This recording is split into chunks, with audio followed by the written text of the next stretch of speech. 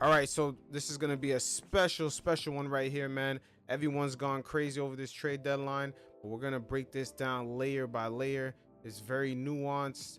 We're gonna hear from Jason Kidd, Nico Harrison. We're gonna take a look at some of the inner dynamics playing out with the Lakers, with the fit with LeBron and Luka, and also the clutch sports dynamic, and also the owners. Are they willing to pay the supermax? They got real cautious with Luka approaching it, and NBA owners, especially with this new CBA kicking in, they seem a bit sensitive on that. And also Luka, just one first round pick, and they get a mega star. We've seen Paul George go for 5 first round picks, Rudy Gobert go for 4, Kevin Durant go for 4, along with Mikal Bridges and Cam Johnson. So we'll kind of break down a lot of the inner nuances to this whole situation. But first, man, Samir, you got anything else to say on this before we hear from Jason Kidd and Nico Harrison? So the Adelson family is the big casino family. Obviously, like anyone who's been to Vegas has heard of the family. They purchased the Dallas Mavericks, and their end goal really with the Mavericks and with the basketball in general and Texas in general is to turn Texas into a gambling hub. Obviously, Dallas is a major city. Dallas cares about its sports. You want and the downtown Dallas is huge. It's awesome.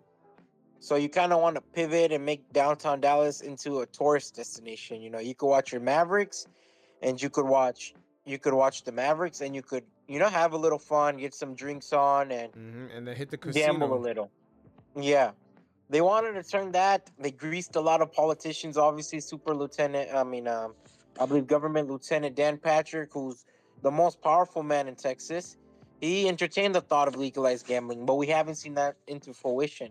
The Edelson family, they've lost a lot of money, then they've gained money, despite going to the NBA Finals, despite Luka Doncic being one of the highest selling players in the league. Despite like Luka being a main event attraction, Dallas Mavericks like selling out every arena, going to the NBA Finals, Luka being one of the highest selling jersey in the league for the past what?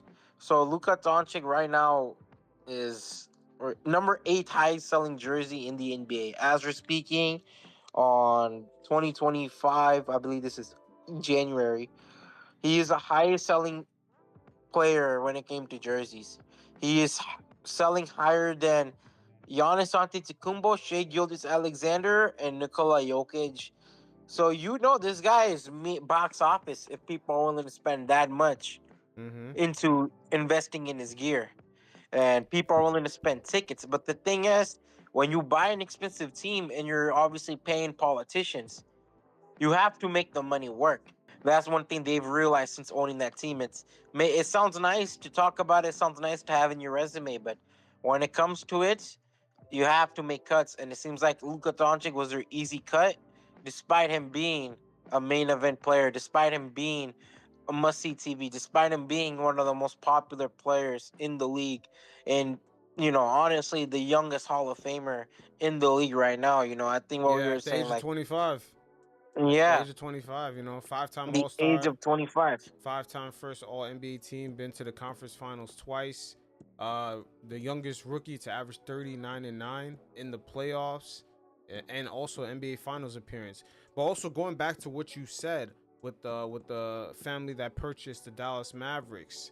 Now, all the NBA teams, especially in Texas, they do represent a medallion, which is going to allow basically the team owners to sort of operate and get the special privileges of having a license to, kind of operate casinos. So they were kind of anticipating that with the purchase of the Dallas Mavericks from Mark Cuban. As you said, they had to, kind of grease some politicians, and maybe some of that didn't work, but now it's up to the job of Jason Kidd and Nico Harrison to begin to brand this in a way where they start kind of making excuses like, oh, I believe defense wins championships, as Nico Harrison said.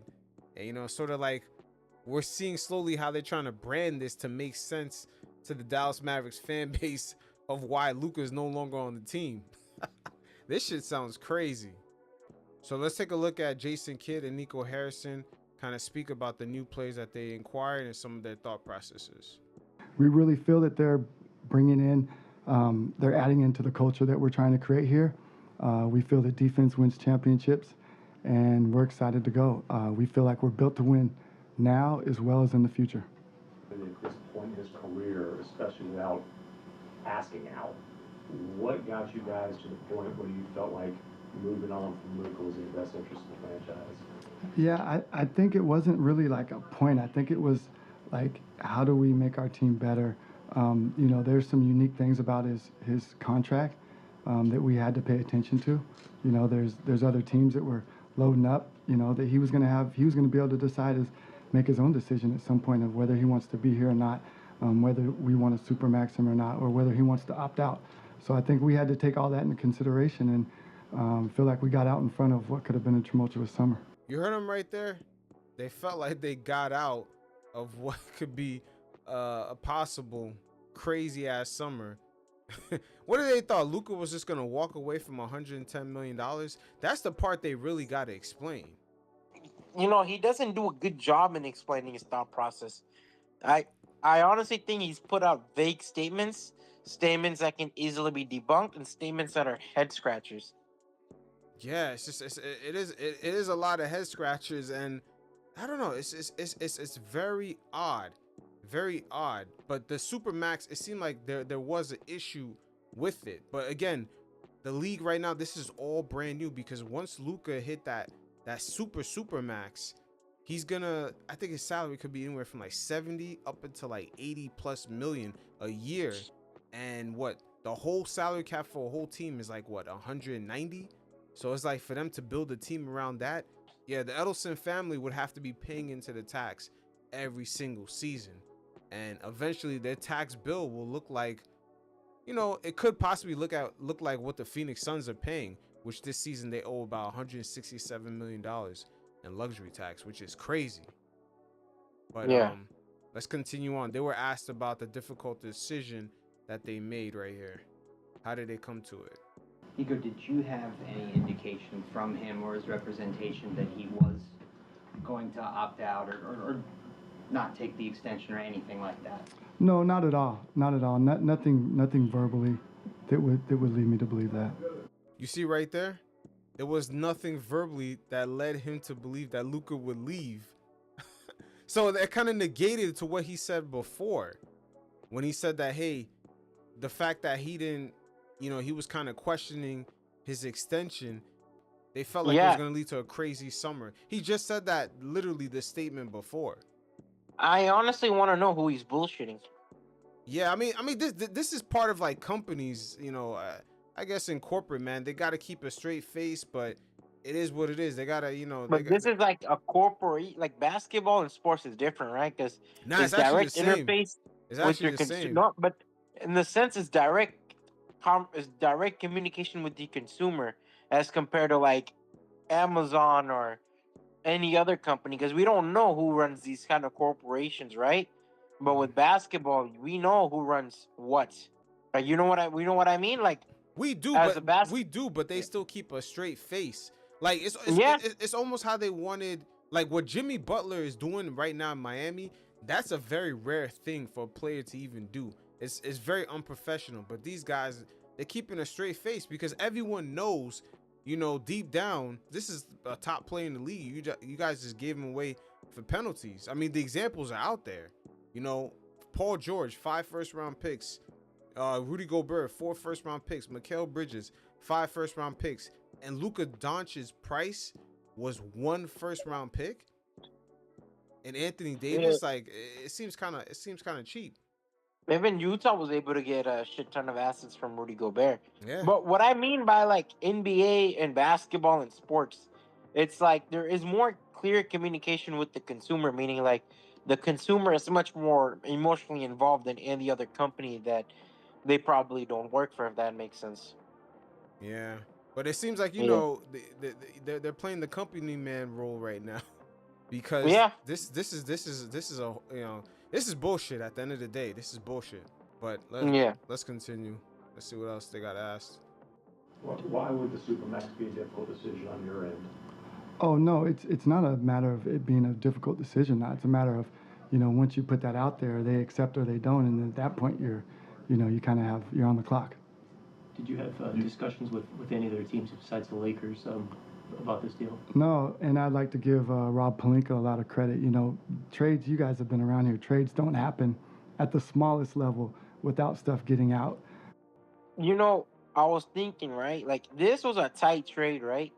The Lakers and the Dallas Mavericks. That means no one beside people in that conversation knew what was going on, right? I don't think that Edelson knew what was going on. I don't think I don't know if Jeanie Buss knew what was going on, right? It's all speculation.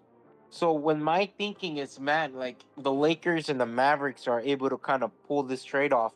My thing is they kept it tight, so there would be no leaks from either Clip Sports or obviously rumors spread around in every organization because everyone got ears everywhere, right?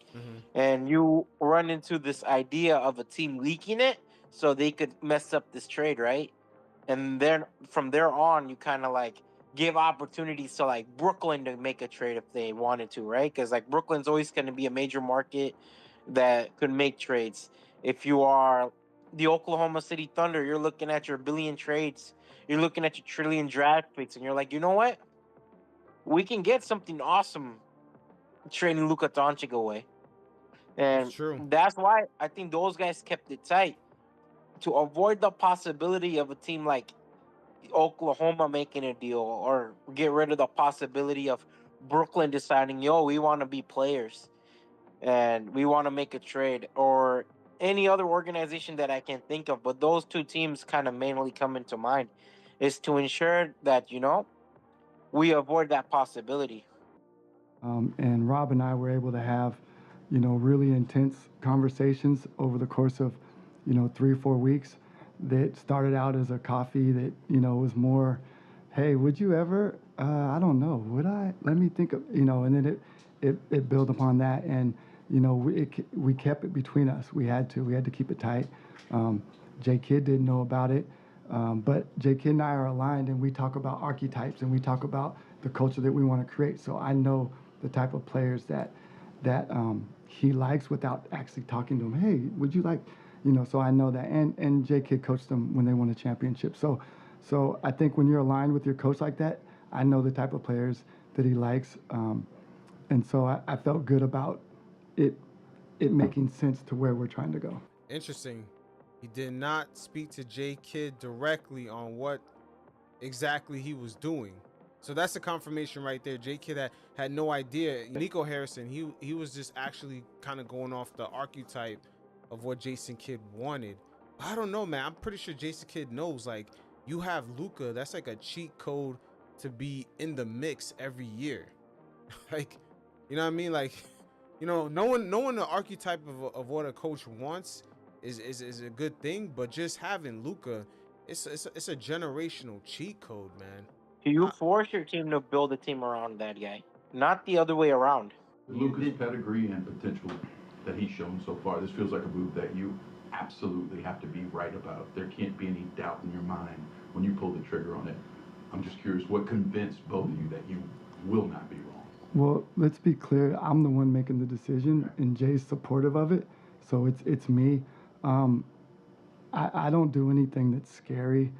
I think everything that we do, we put a lot of work into it. We study it, and we restudy it, and we go back, and I understand the magnitude of it. So the easiest thing for me to do is do nothing, and everyone would praise me for doing nothing. But we really believe in it, and time will tell if I'm right. You've said it a number of times. You've mentioned the word culture and how Anthony and the other players you bring back fit that culture. Are you implying that Luka no longer fit that culture? No, listen, one thing about me, I'm not going to talk bad about any players. Like that's not going to do, us or me any good. I just say there's levels to it. And there's people that fit the culture and there's people that come in and add to the culture. And those are two distinct things. And I believe the people that were coming in are adding to the culture. People add to the culture. Who's coming in adding to the culture of just making sure that you get to at least the conference finals every year? Like that's like pretty much a floor, like at least a second round of the playoffs. Like, I don't know. The culture, when you're a player, like I said, when you're a young player is only 25 years old, you don't get rid of that. Did you also hear how he has support from the owner? Yeah, of course he has support from the owner because I think this is something high, like from these answers, right? A part of me really thinks that like even this guy Nico Harrison was forced to pull that trigger. Yeah, now he has to just be the face. What would you just say to fans who are frustrated about this move? I, I'm sorry they're frustrated, but it's something that we believe in as an organization. It's going to make us better. We believe that it sets us up to win not only now but also in the future. And when we win, I believe the frustration will go away. Nico, what was the conversation like with Patrick Dumont when we introduced this idea to him? Now, right here, he's asked directly, what was the conversations like with Mr. Dumont, the Mavericks owner? The first time he laughed at me. No, I mean, Patrick, he's the owner. Obviously, he's the ultimate decision maker, but he entrusts in J-Kid and I to lead this team, and he's putting the trust into us. And then, obviously, you got to get judged on the performance that you've done as a leader. And at some point, if it doesn't work out, then I'll be judged for that. Jason, what is your reaction to this trade? Yeah, I think it's it's something that, as Nico's brought up, we are aligned, right? And so, just understanding Luka, when I first came here, excited about the opportunity to coach an upcoming star, and who became a mega star, and I was just blessed to have that opportunity to coach him. But when you look at the vision of the team and what Nico wants to build, I truly support that, and truly believe that the players that we're getting are the ones that can help us achieve that, and that's to win a championship. Well, why did they fit that vision better? It's not about better. It's about being able to again. Nico has talked about defense. Defense wins championships. AD is the one that we truly believe fits with D Live and Gaff and PJ. And so when you look at, You hear this shit? AD fits in with Live, Gafford. Like, this is not adding up. To do what? AD had It's DeMarcus like Cousins and Drew Holiday and couldn't do shit. he had Rajon Rondo. Like, bro, that's the only season he was able to do shit was like for a year. And even then, what they swept They they got swept they they swept the Portland Trailblazers. That's it. yeah. Like, what That's it. is yeah, this is what I mean. And he keeps saying they're aligned. They can't be aligned if he never told you about the trade. You didn't even know That's the like, details. if I make a decision for you and I said, yeah, like you endorse whatever decision I just made. But Yeah. how can you endorse something you had no clue that I made? Yeah, J Kid played in the NBA in that era where if you had one of those top guys, you were in the mix at the very end. He knows that. He knows that. He's not a stupid guy. He was a franchise player at one point in his career. Yeah, definitely. And his team was in the mix. He went to the finals twice with Two the times. Nets. Well, yep. So he's not a stupid guy, and he's been in this business who,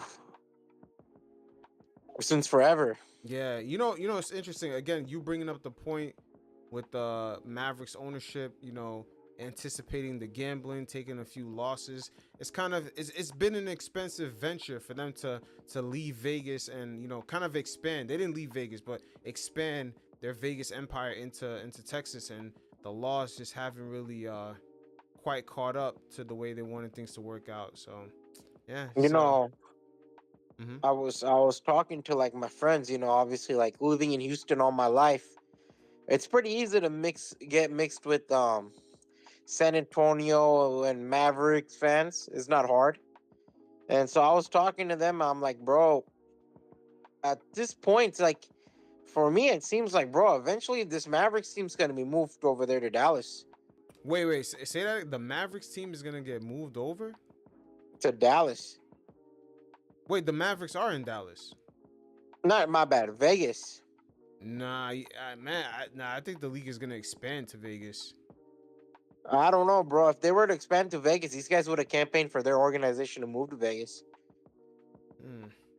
Like for me, like it's the most plausible thing. Or maybe Dallas could get another new franchise. I don't know. But man, this does not look good if you're a Mavs fan. If you're a Mavs fan, a lot of them are now like they're saying, "I hate this organization. I'm going to San Antonio. I'm going to LA. I'm going to Houston." It's tough, man, because I mean we'll get deeper on into it later because I felt like this transaction could not have happened unless the league was sort of approved. Like it's weird because there's so much money in having Luka for the next 10 years to any franchise. Now Luka gives the Lakers the leverage to actually kind of start to pivot away from LeBron. They have the full leverage now. They have a guy who can not only Yeah. make them relevant and actually could bring them income besides LeBron. So now some of that, the superpowers of clutch sports, LeBron getting Bronny on the team and LeBron getting AD that contract with clutch sports, all those superpowers now have dwindled down because now they have a 25-year-old Westbrook. who, Westbrook.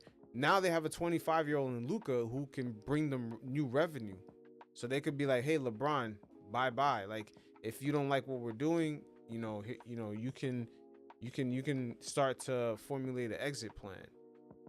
I mean, that's fine and all, but what I mean is like, bro, like that is the most logical thing right now that I could think of is like they're either gonna like, bro, like I said, they invested a lot into this shit, right? Mm-hmm. And if you invest a lot in this shit, at one point they're gonna look at what can you get in return. At that point, they're gonna possibly look at, man, let's move this shit to Vegas because it's not paying out over here. You know, like, will it like, how would it work? I don't know, but it feels like I wouldn't be surprised if that happens. Yeah, I mean that's very nuanced. That's very interesting right there. I'm not too sure, but at the end of the day, Luka, him being on the Mavericks franchise, I'm wondering what was the network of the Mavs when this news announcement was made? Like, how much did it drop? Because some of these stars It's gonna drop a lot.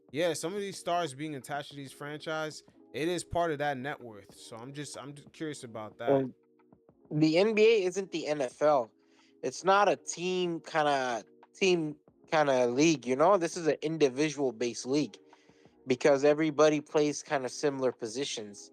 So we're all kind of that's how we view basketball, right? And so when you give away a top 10 most popular player in the league, not the best, most popular, that is crazy. Yeah. Again, this is brand new ownership. They're only what? This is their second year in. They Brand might new be ownership. Br- they might be attacking this from a very profit loss kind of point of view. And this is why the NBA might be worried about letting a lot of venture capital or just hedge fund money come into the league, because these guys might start treating these franchises like this. Investments. They're not training. They're like the NBA throughout its history, right? Like I remember Leslie Alexander for the Houston Rockets. He was out in the games. He was very approachable. Mark Cuban, obviously fighting with the refs, being animated, sitting on the bench. You're not getting those kind of owners really nowadays, right? Now you're getting kind of these real estate tycoons, these business tycoons, guys in the league. Man, it's changing. The league is changing. We can Mhm. all we all agree, and I think this is the negative that's coming out with these new owners. While sure on paper for the league, like $1 billion is awesome. Let's look at it like with nuance. With $1 billion, you're spending another 100 mil plus on getting whatever they want from the city. And like the Dallas Mavericks shown, when it doesn't work out, we are going to pivot no matter what. Yeah, you're right. And owning an NBA team now is super expensive. I remember hearing Mark Cuban speak on this. He said now it's almost like a real estate project. You have to get like sort of like what the Golden State Warriors have Yeah. with their new stadium, the ecosystem around it with the restaurants. They even have office buildings where even like there's a couple, I believe Uber has an office with the Golden State Warriors, like in their building. Like they actually lease from the Warriors. The Warriors have restaurants, a flea market. Yeah, they have all kinds of restaurants and events. Like they make money outside of just the Warriors being in that arena. Yeah. It's very interesting. But Mark Cuban kind of said now owning an NBA team is slowly becoming a real estate project for the end game to eventually be them having the casino, a kind of a hotel, and then the fans could leave the hotel, not only gamble in the hotel, and they could leave and walk across the street and get into the games. He's like, eventually that's where everything is kind of headed towards, where they could eat, they could shop, do everything in one area along with the team. He's like, that's kind of where everything is kind of going. That's where the new growth is with owning a sports franchise. But let's continue and see what else they had to say. Forward, we're looking at the window to win now, and with AD and Christie, and not to forget about Christie. He's a young wing that we believe that fits. What do you envision? I mean, does AD start at the 4 for you guys? Is he a 5? How do you envision that working? I gotta be honest with you. Right now, I'm only focused on today's game. Right? Like I am. I got a list of players. I gotta tell you who are out, and we got a game today, right? And so, as we go down the line, I'll be able to answer that question for you. And I'm not avoiding that question. Like as you see the rosters built, he probably will start at the 4, but I can give you more concrete information as we go forward. He's deflecting. Yeah, but who knows where AD's gonna start at. Right here, they get asked about the long-term effects of this trade on the franchise. And this is where we started talking about, owners might be scared of paying that $100 million supermax, because that's where Luka was headed towards. He was headed towards, once he hit his 10-year mark, he was going to be eligible for that like crazy contract where it's like, I believe 35% of the salary cap he was going to be eligible to get. So that's kind of crazy. You mentioned you think this will work in the short term and the long term. Short term makes great sense. How do you see this working out well for the organization in the long term? Well, I think the long term is the time frame. I think he fits our time frame. If you pair him with Kyrie and the rest of the guys, he fits right along with our time frame to win now and win in the future. And the future to me is 3-4 years from now. The future 10 years from now, I don't know. I don't think they probably bury me and Jay by then, or we bury ourselves. Yes. You hear this bullshit? Yeah. The future to him is 3-4 years. Like, this is what I mean, man. So a 31-year-old Anthony Davis is the future of basketball. Crazy, man. This is crazy. But again, going back to the money, because this is where all this kind of comes in, and it's very interesting. Because remember how I kind of spoke on this before, where the NBA owners, along with the players, they kind of agreed to this new CBA in which the players, quote unquote, they take home 51% of the revenue. So they have, slightly an edge over the owners on how much money is coming in. But the trick was the owners now have made it very difficult for the players to recoup that money. We see Jimmy Butler going through it. Julius Randle's going through it.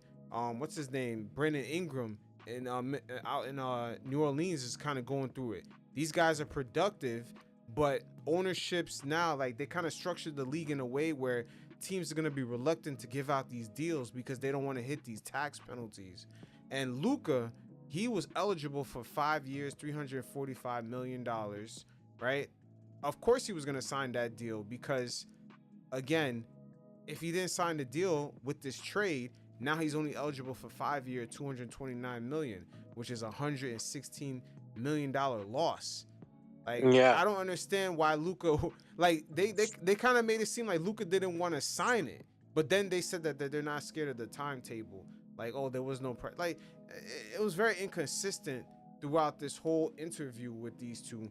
But now Luka is gonna lose out on that money, and also he's gonna pay LA, state tax, which is one of the highest state taxes in all of America. Meanwhile, he was in Texas with no income tax. Like, I'm pretty sure his agent let him know what was the deal. Like, there was no reason why Luka would have never signed that Supermax. But I think what really scared the Mavericks was when Luka hit the 10-year mark, and he would have been eligible for $100 million a year. Like that 100. Imagine you're paying somebody $90 to $100 million a year, and after that you have to build around him. You know how expensive that shit is gonna be? It's crazy expensive, yeah. Like, especially like I said, One player is 100 mil for a And season. like I said, we talk about the Mavericks. They're operating in a loss. The new ownership. Yeah, like you said, they were already operating at a loss because they had other ambitions outside of basketball. Yeah. They had other ambitions outside of basketball. But, you know, the thing is with this trade also, we got to look at the billions of dollars that they lost with Luka also. Luka would have kept his team relevant and also in the playoffs for the next 10 seasons. How much is that worth? All the jersey sales. You know, the money that they're going to make from being relevant. This is also It's what they gone. traded away. But again, Yeah. this is where we're gonna see owners kind of, I don't know, maybe this could be the beginning of owners being reluctant to give players that $100 to $80 million supermax as the cap keeps going up season by season. Because, like, imagine when what's his name, Jason Tatum is in his 10th year, he's gonna be eligible for that same exact deal. Yeah. So imagine, Tatum. imagine the Celtics at the time, they're kind of like a 5th seed. Do you think their owners are gonna give Tatum that type of deal? Like, this could be the new normal. Like, owners could be, the NBA owners now could be like sort of like the NFL, where the NFL owners are in constant disputes with their players, we seeing holdouts. We see with this season with Jimmy Butler, that might be a new norm going forward. Yep.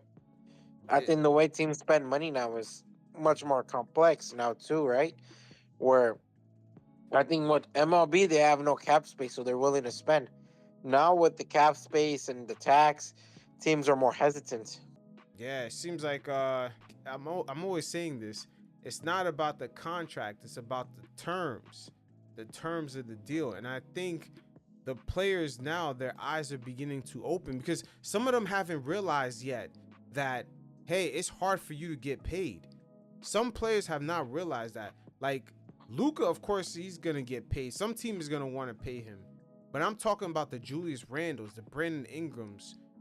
Even if They're Jimmy not Butler, getting paid. even if Jimmy Butler today happened to be the age of, like, let's say Jimmy was 30 years old, teams would still not want to pay him. Dude, Like, teams are not paying for, like, if you're not top yeah, if you're not like the top top 10, 7, yeah, top 10, top 7, even 10 is questionable. yeah, 7. yeah, top 7, it seems like they don't want to pay you a certain rate. They No, don't want to, not at all. and the way the owner structured everything with the CBA, they structured it in a way to say the teams are, oh no, we don't want to go over the cap, there's too much penalties, it's gonna be hard for us to build a team. But that's really an excuse. But they designed it that way. This is why the players should have never agreed to that. And now we're in a gray area where Emmanuel quickly gets paid $35 million, but teams don't want to give Julius Randle an extension for $40 million to even $50 million plus. Like, if Quickly is worth 35, how much is Jimmy Butler worth? Like, this is the gray area now. This is the gray area, and now they're seeing there's not too many players with Luka's resume.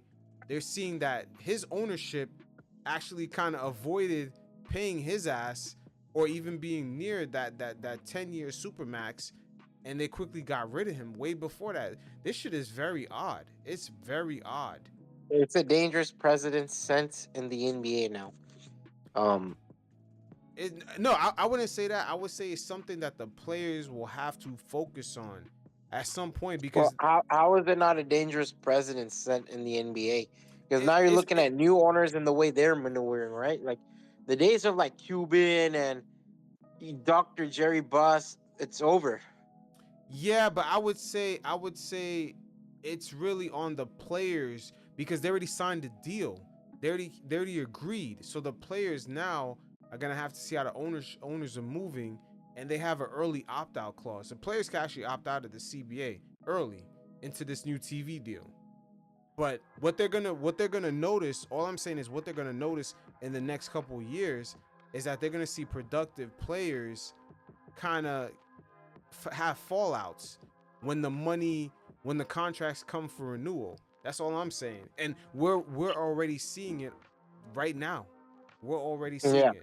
This Lucas situation could be that, but again, we're hearing him right now. They're saying that, you know, his weight was 260 in the high 260s.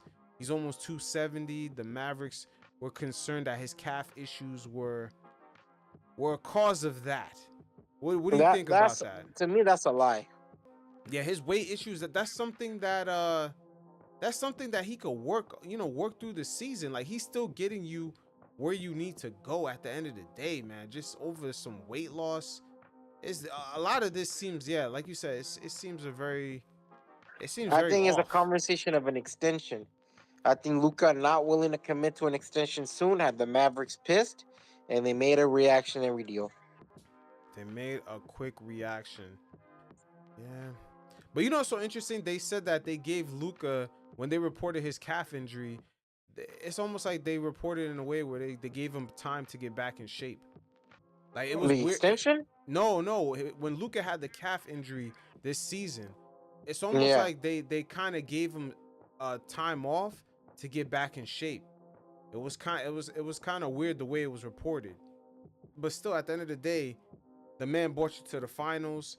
He made the Mavs relevant after Dirk, and it's almost like guaranteed money for the ownership because you have all those extra playoff games every season, and you have that relevance, right? Exactly. You have that relevance, but at the end of the day, it's like, man, like I really don't understand. Dude, like, I'm gonna be like, there's no way to really justify what the Mavericks did. Let's be honest, bro. Like, we cannot really play until if the Mavericks win the finals. There is really nothing that can really justify this deal. But also, let's add a little bit more into this. Kyrie Irving has a player option. Yep. Kyrie Irving had a player option, but the Mavs still, according to the cap sheet, they don't really owe that much compared to other teams. They're not really crazy over the cap. And it's like, I don't understand. Maybe they Are just they committed to crazy money? Like, no, they're not Klay is really. on a team friendly deal. No, they're not. PJ Washington's on a solid deal. Yeah. Lively's on a rookie contract. Quentin Garland's on Grimes a on a team favorite rookie deal. contract. Nah. Omax, Hardy. No, they actually have bench guys who can contribute that are on minimum deals. Yeah, I don't think Hardy and Omax are on a crazy deal.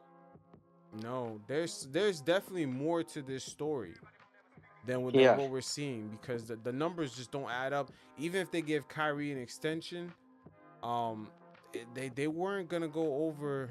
Well, you know what? They would have dipped into the tax, but it wouldn't been nowhere near how Phoenix is dipping into the tax. Nowhere near that. Yep. It just kind of would have been average for a competing team. But again, they got rid of this guy for very, very minimum return, man. This is Peanuts where in all the this dollar. is confusing. Yeah, they're saying Luka should have been 245 pounds. 240 to 250 should have been his weight. That's crazy. It's a bad deal. Bro, like I said, it's hard for me to like. In their point of view, it's hard for me to contextualize. The thing is, if I'm Dallas, right? Any smart GM, what you do is you leak the fact you talked to the Lakers and you try to milk out a deal with like Oklahoma or any of those other teams. Yeah, because they weren't gonna get lowballed anymore than what it was. One pick and AD. And an Dude, injured you would have got a AD. shit ton from Oklahoma. Yeah. Or even the Rockets could have offered way more than that. Houston, I mean, dude, you could talk Brooklyn got their picks back. Maybe Brooklyn's like, you know what? We were like Sean Marks. Those guys are good GMs. Mm-hmm. The owner, he kind of thought like the previous kind of run was a headache.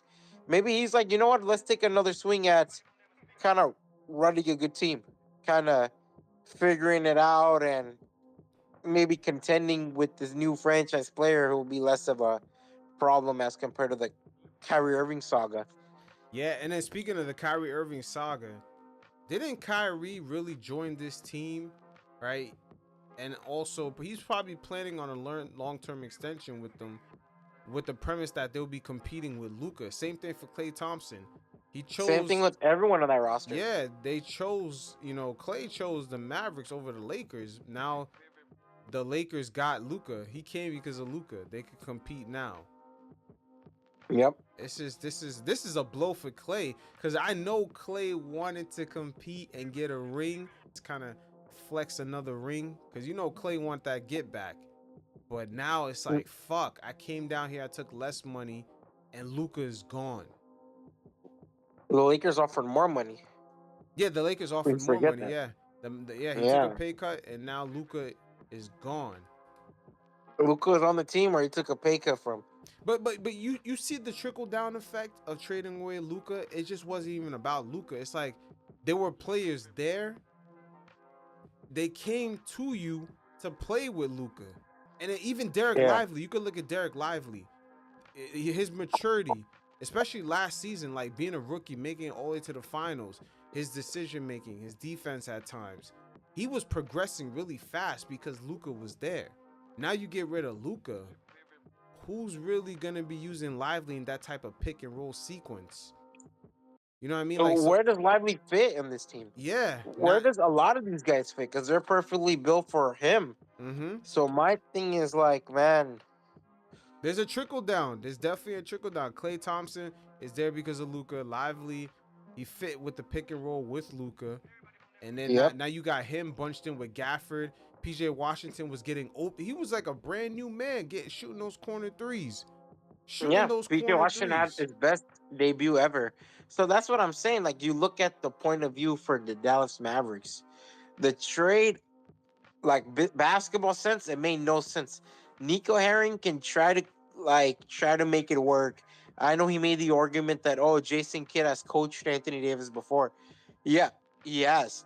But if you ask Jason Kidd, who's the best player he's ever coached, hands down, Luka Doncic. Like, come on, man. What are we discussing here? You know, I think the Mavericks saved what, $100-something million from last time I read. They saved a lot of money. Just be honest and be much more transparent to your own fan base. You owe them that instead of like kind of slandering a player about his weight, about Mm-hmm. his commitment. Because Luka never insinuated that he wanted out. Now, And now, when like now, I'm gonna shoot Dallas some bail right here. That game 3 in the finals, man, that shit was bad. Now, I remember last season when I saw that game 3, how Luka performed. He really fucked his team over in that game 3. He made it up in game 4, but that game 3 performance was horrible. And I remember thinking to myself, yo, Luka better make sure he is in shape next season. I remember after that game, I was like, whoa, Luka better be in shape next season.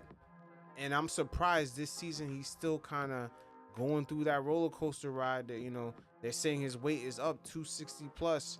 And I'm just like, damn, Luka, you really couldn't afford that, especially after that game fucking 3. you saw him tired.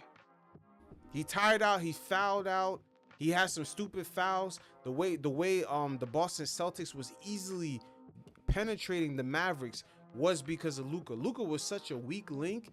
Yo, he made it so easy for the Celtics to penetrate. For Drew Holiday, Tatum, Brown, White, all they had to do is find the side where Luka was at, or or whoever was guarding Luka, bring him up and pick and roll. They already play 5 spread out. It was too easy to penetrate. Luka couldn't stay in front of nobody. That shit, I'm telling you, go back, look at game 3. It was one of the worst performances for a person who was a leader of a team in the finals, man. It was bad, bro. It was bad. And to foul out at the end. And then that was the game that made the Celtics up 3-0. That was such a bad loss. And I was disappointed in Luka for that, but I was like, man, Luka better come back, be in shape, and be ready. And I'm surprised. You know, this could be, you know, what they're kind of hinting at. This is why I'm gonna shoot the Mavs some bail. Like, there were issues with that performance in game 3. It was bad. It was that bad. It was that bad. You could tell lack of being in shape, just lack of focus on defense. It was bad, bro. It was bad. Like, honestly, if Luka's still like that this season, there's no way in hell you can win a championship with him. He could average 50 points in the finals. No, you're not winning gonna like win a that. championship for him. No way. But you're more likely to win a championship with him than AD. You know what I mean? Like the Mavericks, it's a good problem to have. the thing is, you kind of hope he figures out. And like I said, okay, the Luka thing, it might not work out, but you go for a lot more, if that makes sense. I think the new owner does not want to tank because of how much money they're losing, and they don't want to risk a full-on rebuild where people aren't attending games. But if I'm them, right? If I like realistically, if we were them right now, I would have ran to Oklahoma. Yeah, I would have ran it by them too. I would have Yeah, I definitely would have been ran like, it by them Oklahoma. too. We're making a sell. Yeah, and so speaking of a little bit of nuances here, man, the Lakers. This is gonna be the done data of it all, man. There's a lot going on here with the Lakers because there's a power shift. Jeanie Buss has finally taken the Lakers from being hostage by LeBron James, and actually now she has the leverage because she's like, hey LeBron, I not only have a way of making money and being relevant, but also, I don't have to actually be, kind of under your terms of business right now. She can actually flex now that the Laker logo is bigger than LeBron because, I'm not going to lie, this season, especially with the Bronny shit, I'm just like, man, has the Lakers logo been reduced to like a player, to one guy? Like that's just kind of sad. We've spoken about that many times as the Lakers lost its aura. And did it die with Dr. Jerry Buss? That's always been a conversation I was asking myself, right? Because like LeBron and Anthony Davis coming here was awesome. Don't get me wrong, two superstars. But now like the aura is back, and you have someone like I was telling someone earlier, bro. Like in real life, this is the biggest move the Lakers have made since '97 Shaq. Sheesh. Well, then, Like what about the Pau Gasol trade? I thought that was pretty Pau big. Gasol trade, that was also big, but Luka is better than Pau Gasol was. True. But they also had Kobe. That was like the missing Yeah, piece. Kobe was a sneaky one, right? But Kobe wasn't a big name before he came to LA. And LeBron, we kind of expected him to come, so it wasn't really a surprise when he came, right? Mm-hmm. But we I don't know. I think everyone was expecting back then that Shaq was going to stay in Orlando, and for example, Luka is going to stay in Dallas. Yeah, and also at the time, AD, right? His contract, because right now it's the same as Luka's. AD, when he did sign his deal, it was one of the highest contracts you can have in the NBA at the time when he signed it. That's before Tatum and Brown signed their deals. AD was one of the highest paid players in the league. So yeah, Clutch Sports, kind of banked on that. AD got his long-term deal. But I don't know, who knows? Maybe the Lakers were never comfortable in doing that.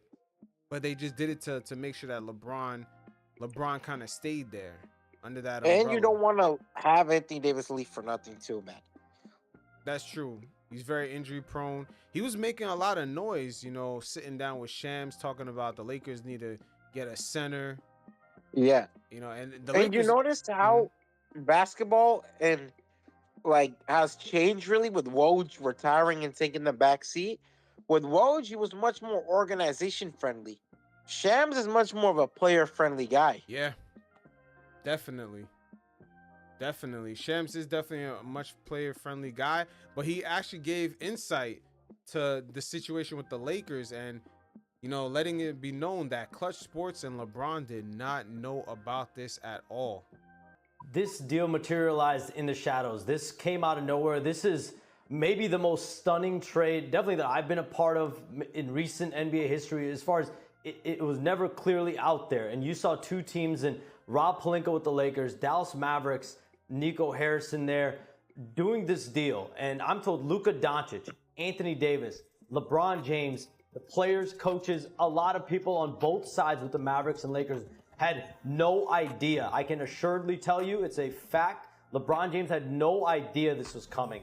Anthony Davis had no idea this was coming. I'm told Luka Doncic is still stunned about this trade. But when you look at the totality of what just occurred, Luka Doncic is a 25-year-old, like you said, mega star, perennial all-NBA player. He's someone that you think of as untouchable, as a guy that's never going to be traded. I'm told that the Mavericks actually approached the Lakers and offered Luka Doncic a few days ago in a trade. Very recently, the Mavericks went out. They knew exactly who they wanted. They wanted Anthony Davis. That's the player that if they were ever going to trade Luka Doncic, if this was even a thought that was going to cross their mind, it was for AD. And so the Mavericks called the Lakers, offered Luka Doncic, and that's when the Lakers had to huddle internally. They've never offered Anthony Davis ever in a trade. But if you're going to get offered Luka Doncic, that's when Jeanie Buss, Rob Pelinka, and that organization, they had to meet. And it's Luka Doncic at the end of the day. And they went out, and he's a 25-year-old player for the next decade. You can look at him as the face of your franchise. And on the other side, with the Mavericks, you have someone who's 31. He's in the prime of his career. He wants to win a championship now, Anthony Davis does. And you pair him with Kyrie Irving, who he's friends with and close with. Jason Kidd coached him on the 2020 championship Lakers. Jared Dudley, there's other members of that coaching staff that he's very close with, and Nico Harrison he has a relationship with through Nike. So you take the curtains back, and it makes a lot of sense in many ways. But this coming right now, it's the most stunning trade that I've definitely been a part of. All right, so there you have it. It's Shams letting it be known, man. LeBron was left out in the dark on this, and we never seen Mr. Le GM. We never seen Mr. Le GM actually be in the dark about things like this. Everyone was left on the dark about this, right? And the truth of the matter is, there's a reason for it. The idea of like it potentially leaking is a problem.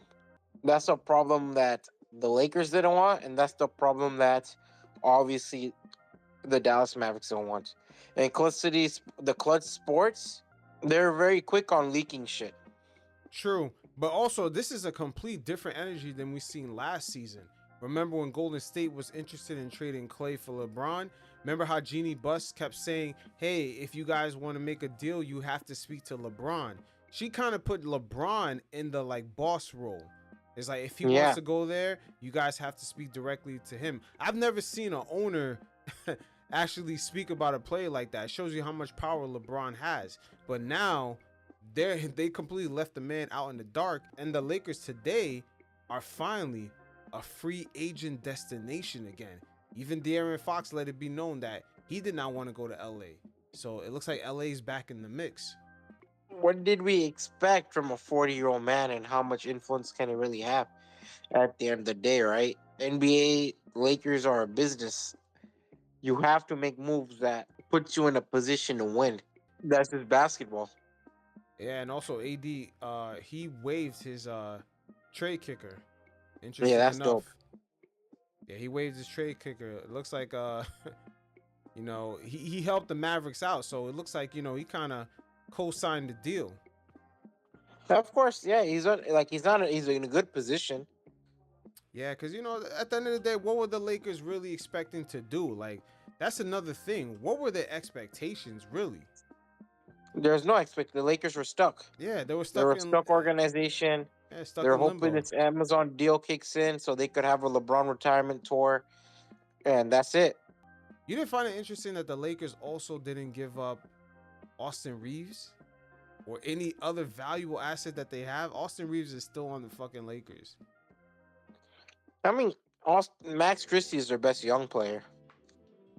Yeah, but I mean, Austin Reeves has such a nice deal, man. The Mavericks, they could afford to get another player like that. Like, they're trying to wait, hold on. Didn't they say they're trying to compete now?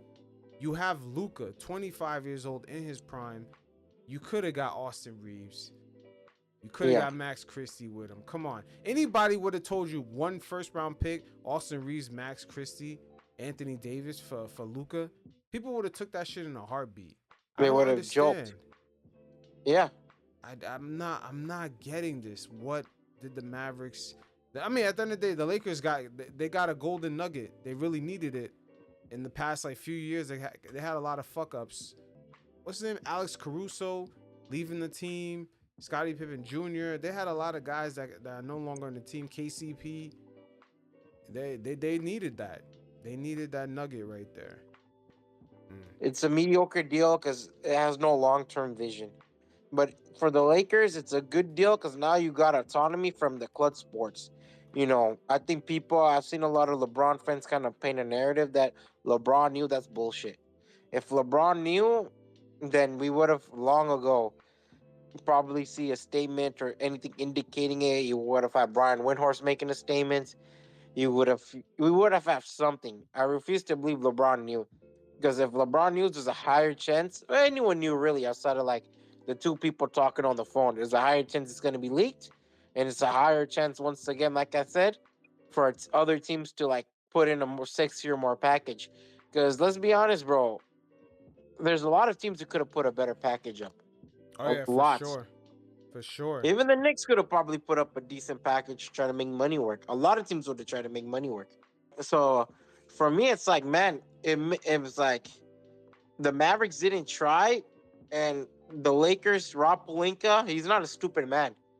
He's not gonna twiddle his thumbs while LeBron kind of runs his organization and does his own thing until retirement, father time creep something. No, he's like, okay, next year LeBron has to, like, this year it's gonna be some ugly basketball between LeBron and Luka because they both play similarly, right? Mhm. But next year LeBron has to look at Luka and say, yo, the keys are yours. The aspect of quote unquote like, oh, LeBron is gonna groom this guy. Why? What is there to groom? Yeah, groom him to be what, the second coming of Michael Jordan. Like I don't know, but LeBron does have a no trade clause as well as a player option. So technically, this could be his last year. He could opt out. But does this jumpstart the Lakers or LeBron from moving on from the Lakers, or vice versa? Yeah, I mean, dude, they're ready to move on from the lake. They're ready to move on from each other. Yeah. You know, it's interesting. Brian Windhorst actually gave an interesting take on this, on LeBron's future in LA, because, again, as we stated before, LeBron has lost the leverage on, kind of being that moneymaker for the Lakers. Let's check it out. And let's also put into context before you play the clip, right? Mm-hmm. Brian Windhorst is LeBron's right hand man in the media. Oh yeah, no doubt. But but this perspective right here he gave, he kind of spoke on the situation as it is today, and he didn't really sugarcoat it, because LeBron has definitely been left out in the dark. There's no doubt about it. But what I mean by this is, if Windhorst is saying this, then 8 out of 10, 9 out of 10 is probably true. Because like I said, Windhorst has been LeBron's mouthpiece since before even LeBron played basketball. Yeah, no. Since he was in the womb, man. But they went to the same high school. There's a lot of interest Windhorst has to make sure that the best NBA player of all time, quote unquote, comes from his high school. But let's take a look at what Windhorst had to say. With a 40-year-old LeBron James, what else can be done this season to put them in that mode? Okay, so that is the discussion that is happening now throughout the league. My phone is now moving past Luka into what happens with LeBron. And from Shams Charania and Dave McMenamin, tonight we know that LeBron did not know this was coming. He was at a restaurant after leading the Lakers to a victory at MSG when he found this out. This is his running mate. This is his teammate at Clutch Sports. This is the guy that he brought into the Lakers and welcomed in and won a championship together. This is a complete change of gears. In the short term, the Lakers have won 8 out of 10. They play in their best basketball of the season, and now they don't have a starting center. So they're obviously going to have to make some move here. But the Lakers are going to have to go to LeBron and get a feel for him about clause, so he has total control over this. I don't want to speculate as to what's going to happen. I will say this. I know that LeBron has a great affinity for Luka Doncic. Within Nike and within major events, all-star teams and stuff, he has a connection there. So I think that I could see them playing together. But this move was made for the next decade of Laker basketball, not for the rest of this season.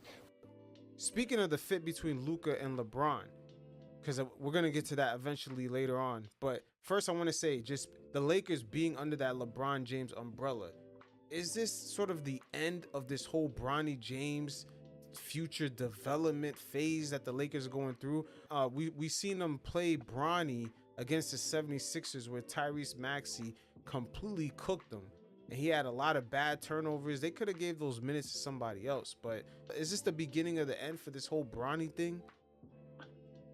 The Bronny really have, Yeah. Did we really expect them to like take 4 years out to develop fucking Bronny James? Yo, they signed him for a 4-year guaranteed deal. Yeah, the Lakers can fuck off with that shit, man. Nah. Like, bro, I don't. It just not like, bro. I swear to God, if his name was like Jason Smith or John Adams or some shit, we wouldn't even have a conversation about Bronny James's future in the league. Yeah, we wouldn't at all. But the end of LeBron, or just the beginning of LeBron, sort of kind of noticing that he doesn't have the leverage on the Lakers that he used to. Is this sort of the beginning phases of this whole like, oh, let's give Bronny extra minutes, or like this kind of over promotion of Bronny? Just this whole like, we hear JJ bigging him up, or just JJ giving him meaningful minutes against the 76ers the other night. Against that whole sequence just didn't make any sense. No, it didn't make any sense, bro. It's done. Like, LeBron's era in the Lakers is coming to an end. The Lakers are now looking to pivot towards that Luka era. The noise is getting louder and louder around this whole Bronny James situation. And ESPN now, they're the ones that promoted Bronny James low key, because of course they're on LeBron. Everyone did. Nah, mainly ESPN. ESPN works with LeBron, but in a way they have a great relationship. But ESPN does not have the leverage right now to kind of, simmer down Stephen A. Smith, because he is their main personality. And, he sometimes he flexes his power at ESPN, but he has no problem shitting on Bronny James. Let's check it out. Right now, Bronny James is averaging 0.3 points, 0.3 assists, and 0.4 rebounds. You know what people are saying. You know what they're going to do to this kid. In 13 games, he has played 44 minutes. He has scored 4 points. He is shooting 1 of 16 from the field, 0 for 7 from three-point range. How are you doing him favors? And I'm saying this with compassion. I'm asking the greatest player in the game, one of the top 2 players in the history of basketball, an ambassador for this game, the face of the league, a 4-time champion, a guy that's gone to 10 NBA finals, one of the greatest we have ever or will ever see, who is a basketball savant. You know what these numbers mean. You know what it's going to do to your son, to people who are missing out on opportunities, that are busting their tail on other NBA teams in the G League, in Europe, and everywhere else, what kind of opportunity they're starving for. You're exposing your son like this? Right there shows you the dynamics that's playing out with the Lakers, because his numbers are horrible. But once again, JJ Redick gave him meaningful minutes because, of course, LeBron James had that power dynamic with the Lakers. Now with LeBron James not having the leverage over the Lakers and possibly on his way out, that's why I say, like, what's the future of this quote-unquote Bronny development? Like, this shit does not look good for him at all. No. I wish him luck, obviously. He's young. He's only, 19, 20? You want him to figure it out. But, man, he better pray he can be a rotational player. I think with a lot of major development, if they give him the grace, the amount of years, that's what he eventually will be. A rotational player. Yeah, he'll be a rotational, like a solid rotational player, probably like an off-ball defender or something like that. But yeah, that'll be awesome. Other than that, man, we're seeing how much leverage LeBron really had on the Lakers, man. Again, those stats that Stephen A. Smith just threw out, JJ Redick gave this dude meaningful minutes. 15 minutes against the 76ers with Tyrese Maxey just cooking him and Bronny James just having crazy turnovers, man. Horrible passes. Look, right now, Bronny James is not an NBA ready player, right? Mm-hmm. If you were the Lakers or if you were LeBron, You know, LeBron has his narrative to push. Cool, like it's fun, it's cute, we love it, right? But man, Man, yo, you just fuck it. gotta let. You I'll just gotta. say it. Fuck it. I'll say it. The Lakers standard needs to return. People forgot what it is to be a Laker. That prestige needs to Yeah, return. it needs to return because right now it's no lie. LeBron is holding them hostage and it's making them look bad.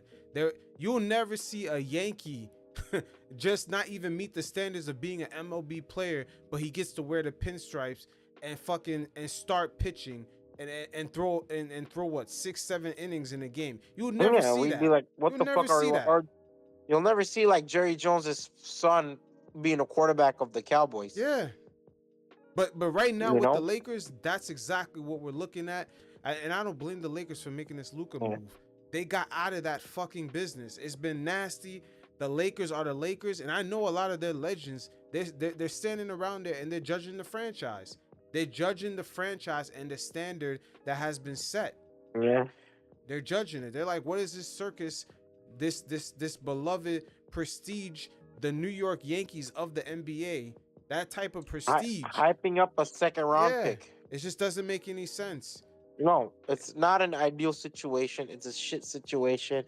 I'm gonna be honest. Like, I find myself not really caring about this whole LeBron and Bronny father-son duo on the court. Nobody does. Nobody does. Like, ESPN it's is the cute one for that over promotes it. It's cute for a game, and we saw the debut game. Honestly speaking, have you ever like said, "Yo, it's 9 p.m. I'm going to go sit at home and not go out or not hang out with my girlfriend or not talk to my family, whatever you like to do, not play Xbox or PlayStation.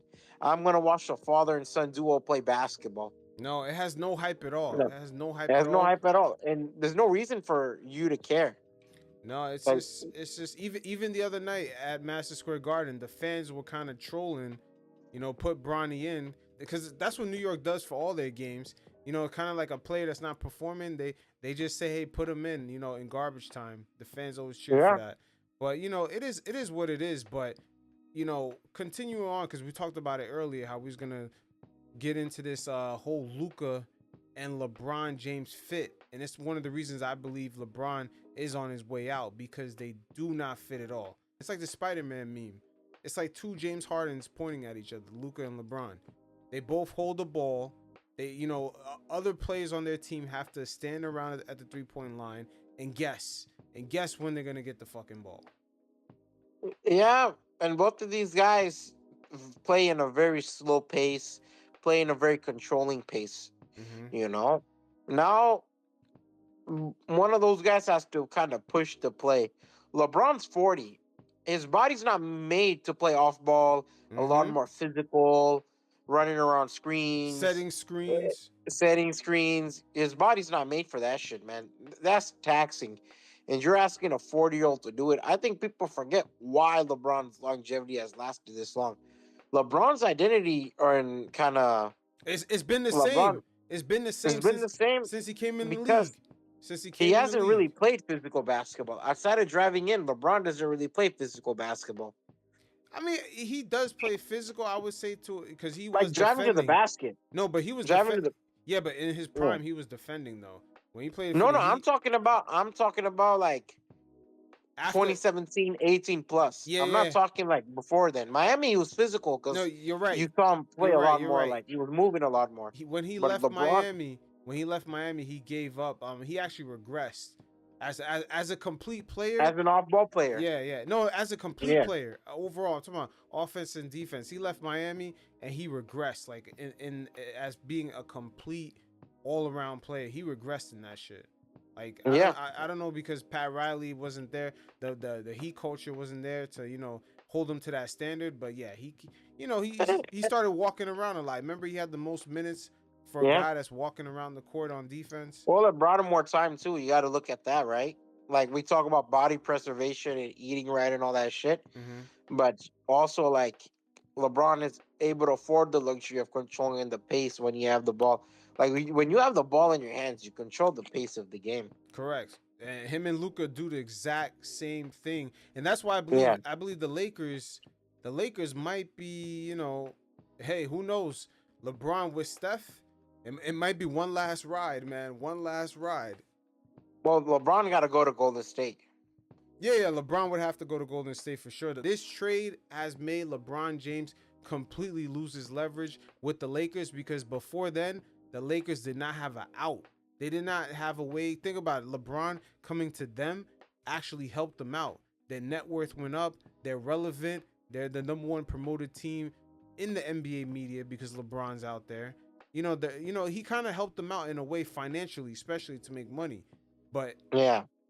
and bringing them relevance. But other than that, Luka, now they have a 25-year-old that's a top player in the league. LeBron's leverage is completely washed. It's dead. It's dead, bro. It's like you got Bronny. Like LeBron James had withered the Lakers' fucking prestige logo down to a Bronny James storyline, bro. Like, this shit is bad, man. Like I said, a storyline about a second round pick. Yeah, it's bad. Not a lottery pick, but a second round pick.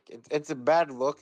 Mm-hmm. Like the Lakers, the Lakers now they bought 5 more years in the league. Luka is most likely to sign that extension. The Lakers have a chance to make a major pivot, and the Lakers, I hope they play it smart. Yep. That's what we all pray for: is the Lakers play it smart. They can put themselves in a position where they can compete. But as for the fit, as for the fit, it's a bad fit. Yeah, it's a bad fit because and I never thought we would see a fit between Luka, LeBron, and James Harden. Like those three, whether it's Luka and Harden on the same team or LeBron and Harden, those fits are some of the worst fits. All those guys play the same. We were talking about body preservation and kind of Harden, Luka, and LeBron kind of thriving in their positions. I think you were talking about overweight. The reason like Luka and Harden have come to the season overweight and kind of figure it out as the season goes is because like when you look at Harden and Luka and their kind of games, it's much more of a pace game. They're not really forced to run like that. Neither is LeBron, but one of those two will be forced to run. And LeBron is much more of a natural athlete where he could run. But is he willing to run is the question that's in everyone's mind. And I don't see it. I haven't seen LeBron run and since I was 13, 14, 15 years old. Yeah, I just think it's hard to make stars do the dirty work. No matter who it is, it's not really a LeBron Especially when thing. you're 40, man. Especially when you're 40. A See, lot of players can pivot. Yeah, a lot of them can, and that's where I have an issue with LeBron's minutes. Why has he been playing 35 minutes plus for the last like 7 years? It doesn't make sense. Matter of fact, he's over 37 minutes a game. Yeah, that's horrible. That's just crazy. But it goes to show you, because he has the ball in his hands, he's playing the James Harden role, the Luka role, where everybody else has to stand around, set screens, and then when he drives, you got to be ready if he's gonna kick that out, if he's gonna kick out the ball to you. It's just the fit. It's never going to work. And it wouldn't shock me if the Lakers are not able to get LeBron out of the team right away, right? Let's say the trade deadline passes, he's still on the team. We're gonna see some of the game film on these two is gonna be very interesting. We're gonna see how well JJ Redick. This is where JJ Redick's coaching is gonna come through. How are you gonna make these two guys play together? Because one of them, in reality, would have to probably come off the bench. Yep. Like the fit, even defensively, don't make sense.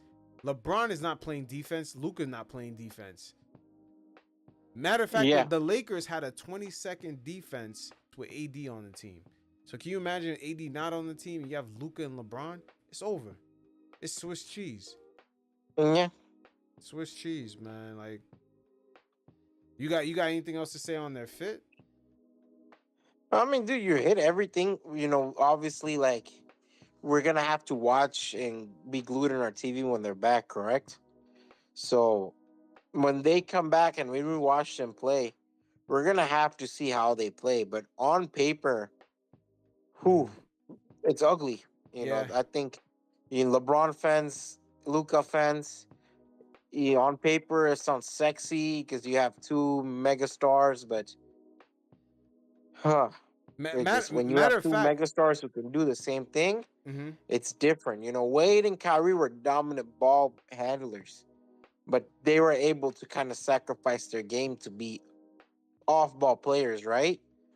You're you can't get that from Luka Doncic, and you're not gonna get that from a 40-year-old LeBron James. It's hard. It's like you're asking for him to decline faster. You know what I mean?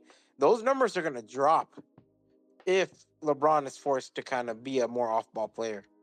Your assist numbers are gonna drop, and your points number are for sure gonna drop if LeBron's forced to set screens and shoot corner threes or whatever whatever have you.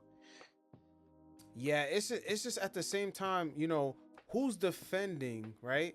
The perimeter for the Lakers. They lost Max Christie, so who's defending? They're gonna put out Cam Reddish out there for 30 minutes, Yeah, like, but or Gabe Vincent, I like, don't even think Cam Reddish is on the team. yeah, he's still on the team. Oh, he's still on the team. I haven't seen that dude playing forever. Yeah, I'm not But sure. regardless, I'm not sure if Jared Vanderbilt is healthy, but they don't have man, he's never healthy. Yeah, they don't have that many perimeter defenders. There's nothing really exciting about this team, to be honest with you. There's nothing that kind of gets the Lakers aren't an exciting team outside of those two. I think the Lakers are gonna have a whole free agency to really figure it out, Mm-hmm. and from there on, we're gonna really see the Lakers kind of compete because I don't think the Lakers are competing this year. Yeah, I don't think so either. And yeah, they have their own draft pick for this summer for this year. Yep. They have a 2028. They have their 2030 and then 2031. So they're missing their 2027 unless it's 1 through 4. If it's 5 to 30, it goes to the Jazz. Yeah, I'm surprised Dallas just didn't kill them with I don't that. know. The Lakers, they're in a good position long term also for next season, is because Luka and JJ Redick have history.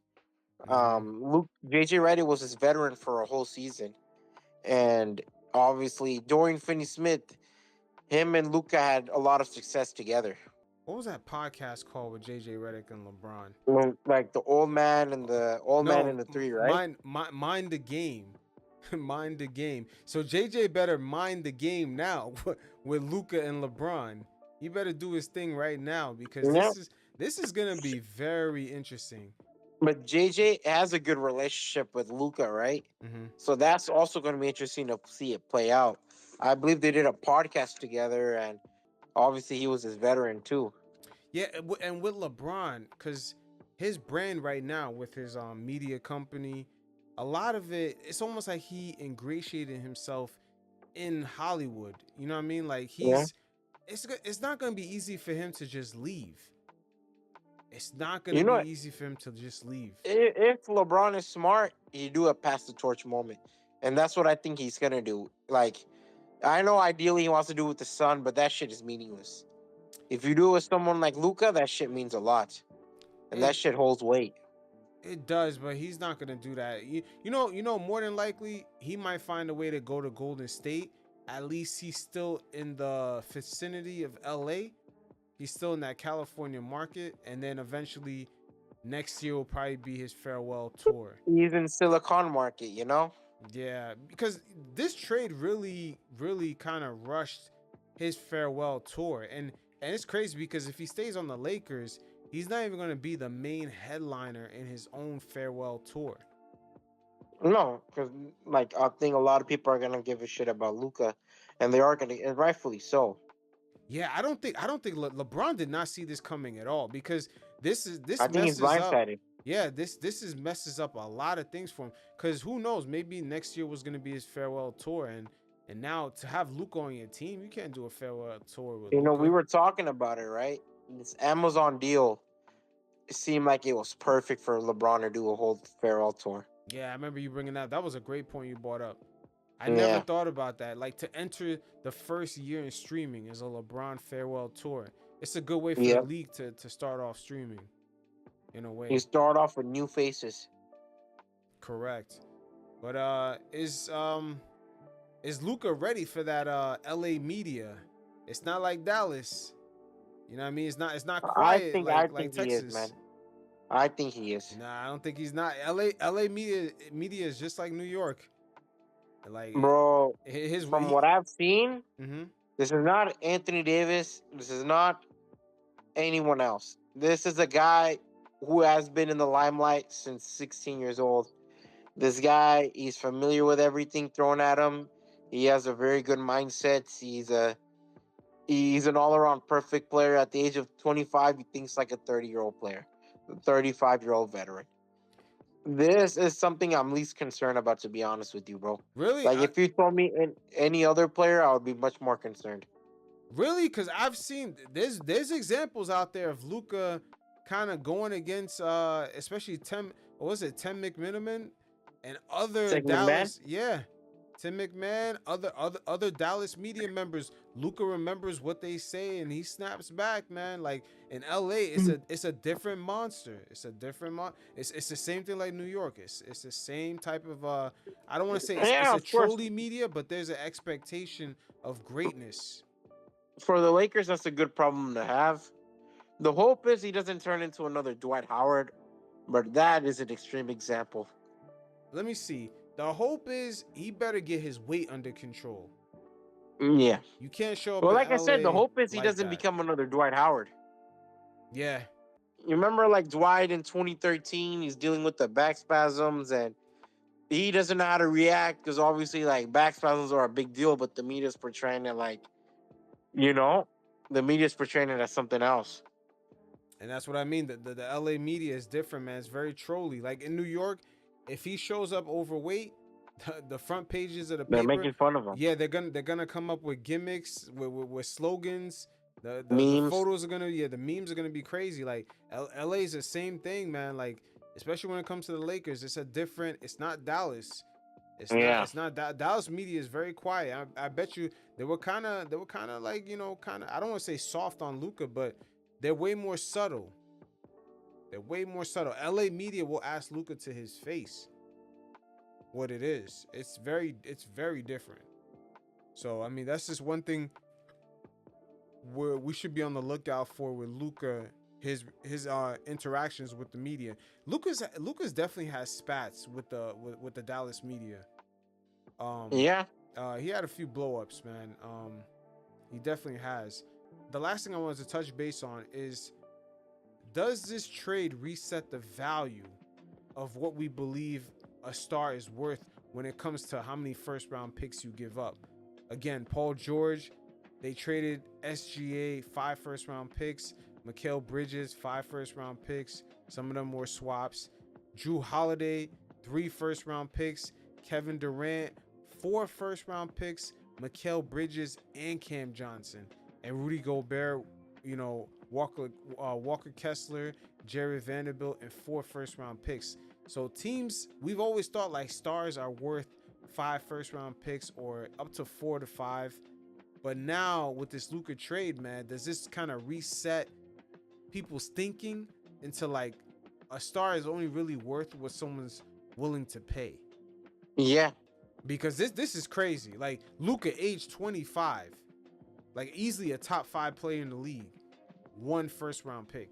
That nobody saw that coming. I think that's the reason why everyone was looking at their phones and thought the trade was fake. You know what I mean? Like, bro. Like you remember how when you first seen it, you did a double take, because everyone did. But imagine if you saw it said 5 first-round picks. You probably wouldn't think it was fake then. No, I think it'd be much more realistic. Yeah. If let's say like Oklahoma-sized draft picks, I'd be like, you know what, that makes sense. Mm-hmm. But yep. It's just what was given up for him just didn't make any sense. I remember Jrue Holiday is the one that kind of fucked up the market when he got 3 first-round picks. Milwaukee gave away 3 first-round picks for him. People thought that was crazy back then. But then Kevin Durant, the Mikal Bridges, Cam Johnson, 4 first-round picks, and then Rudy Gobert took it to a whole nother level. Same thing for Paul George. So it's just like now we've seen Luka better than all those guys, including I would put including a better situation than Durant. Durant's what, 36, and he got that type of trade value. So Luka he got age a lot. 20, yeah, Luka age 25. It's like, man, we got to really evaluate like what are these. Look at Rudy Gobert. Rudy Gobert got a crazy deal. Walker Kessler and what, like 3-4 draft picks? No, yeah, 4 first-round picks and Jared Vanderbilt. Was it also? I think he was also part of, or the draft pick that became Walker Kessler. Yeah, I think that it might have been the draft pick that became Walker Kessler. I believe it was Walker Kessler. He was part of that deal. He was a part of that deal? Yeah. Okay, whatever it is. But still, like, he's a young asset to have. Yeah, but still, at the end of the day, like, we seen these type of trades, so we thought the standards were high. But then this season, we seen Karl Anthony Towns go for 1 first-round pick. Yeah. Like, this is a strange, man. This era is kind of strange. There's no price point for how much a player is worth to trade, and there's no price point for the middle tier guys, probably top 20, from like top 15 to like 30. You don't know how much they cost as far as like their contracts. This is a very gray area we're kind of entering in. I'm telling you, this summer, this offseason, and I think next offseason, I think that's going to begin to set the price point on how much does a starter make in the NBA. How much is a Jimmy Butler? How much is a Brandon Ingram, a Julius Randle? Because right now, I'm telling you, it's such a gray area, man. Bro, it's a new era. Yeah, it's a new era, man. This trade is been very nuanced, man. A lot of different dynamics are at play, and I think for a lot of the NBA fans, new and old, the dynamics are so new. It's a lot of weird interpretations of kind of what's going on here, because when you think about it, the old fans, they're thinking about the old rules of like how it used to work, like, oh, a top player goes for this, and then the new fans, they're used to player movement, but now the league cut that shit in half. Yeah, it's a weird thing, man. It's a weird thing. But hey, man, it's just we'll see how this pans out. What do you think, man? What are your final thoughts? Same thing as you, man. Same thing as you. We hit everything. I'm still in a shock. You know, I think, just shut up and watch. You know what I mean? Facts. Let's watch what the Lakers happen. Let's watch what the Dallas Mavericks do. For all we know, the Mavericks could win a championship, tomorrow. They're not a bad team per se, right? But for all all we know, the Lakers could fail this rebuild, or vice versa. The Lakers succeed, and the Anthony Davis trade looks like the worst thing in NBA history, right? So we just kind of have to wait and watch in regards of like what do we see in basketball in these upcoming years. Yeah, I mean, again, with Nico Harrison talking about, it's a future to him is 3 to 4 years. So, I mean, as long as the Mavs could compete, at least, I don't know what they're going to do, man, because Kyrie is he has back issues.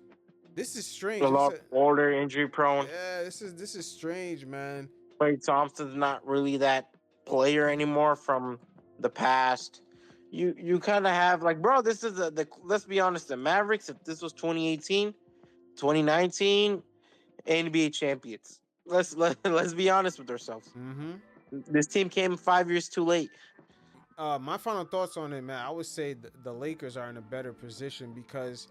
No, I think so too. Yeah, not only the LeBron James money is eventually going to come off the books, you're looking at they still have their own 2026, their own 2028, 2030, and 31 picks. So they're good, man. And they have, they have a few second round picks still.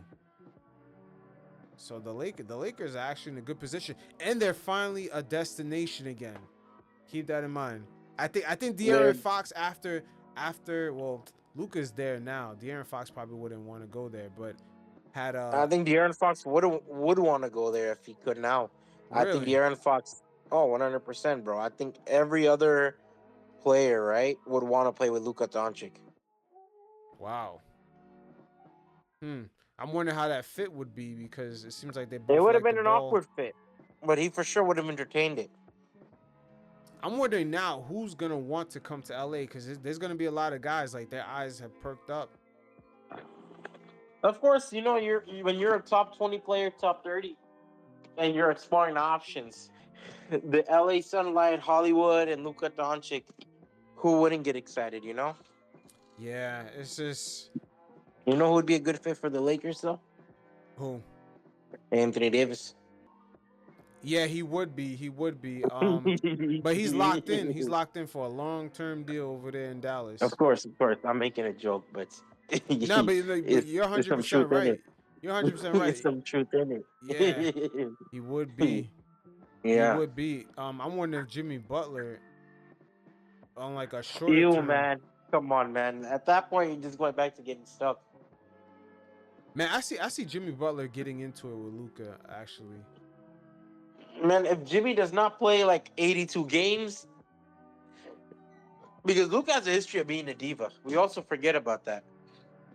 Luka's going to start bitching the moment he sees Jimmy resting and doing all that social media shit. That's true. When is Devin Booker's deal up? Oh, you Devin know what? Booker's The locked Phoenix in. Suns could eventually become sellers from like years down the line. Yeah, I was gonna say Devin Booker would be a nice fit. Imagine him and Luka in LA. Oh, that'd be awesome. Wow, that would be different. That'd be bitter. That'd be like poetic. Like that'd be something Shakespeare couldn't come up with. Yeah, but it is what it is, man. Like this has been good, man. It's very nuanced. This whole Luka Doncic story, man. It's definitely gonna go down in the history books. Yeah. Yeah, man. You got anything else on it? And that's about it, man. We're looking at the NBA changing. Obviously, obviously I'm gonna plug, Orange Cookie. Subscribe to it on YouTube. Oh, appreciate Subscribe you, man. to like my newsletter, and on Tuesday, obviously we have other big news. The Jimmy Butler fiasco, and kind of like the Jimmy Butler fiasco that's continuing on. Zach LaVine has found a new home. De'Aaron Fox and the San Antonio Spurs. How the Spurs won this trade. How Fox and Wembanyama are the most exciting thing in the world. How kind of like the Chicago Bulls made a major pivot. We got a lot to talk about. Maybe more information leaks by Tuesday. We could continue on the conversation about Luka and LeBron, and Anthony Davis and his future. Nico Harrison, because more and more things are gonna keep coming out, right? Oh yeah, for sure. This is gonna keep that's coming. gonna be one thing that's gonna be fun. So we are at the best point of the NBA at this point. Obviously we're talking about a lot of injuries that happened with Brendan Miller and Jalen Johnson and DeJounte Murray tearing their Achilles. All-star reserves. So a lot of good things happened in the league, which obviously got overshadowed. But on Tuesday, you and I can probably give it more attention. Oh yeah, bet for sure. Yeah. I appreciate you, Samir. You guys definitely check out his Substack in the description below. And until then, man, stay up, man. Peace. Take care, man. Peace.